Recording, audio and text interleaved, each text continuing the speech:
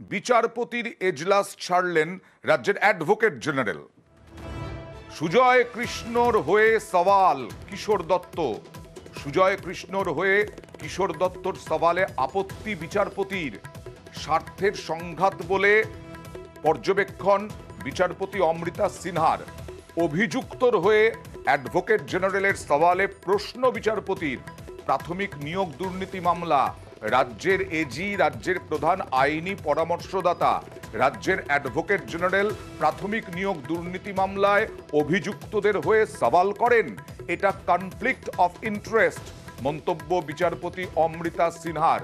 তিনি সুজয় কৃষ্ণ ভদ্রর হয়ে সওয়াল করেছেন। জানালেন অ্যাডভোকেট জেনারেল কিশোর দত্ত, রাজ্যের অ্যাডভোকেট জেনারেল এই নিয়োগ দুর্নীতি মামলা থেকে সরতে হবে। রাজ্যের প্রধান আইনি পরামর্শদাতা কখনো একই সঙ্গে রাজ্যের এবং মামলায় অভিযুক্ত বা সন্দেহজনকদের উদ্দেশ্য সফল করতে পারে না।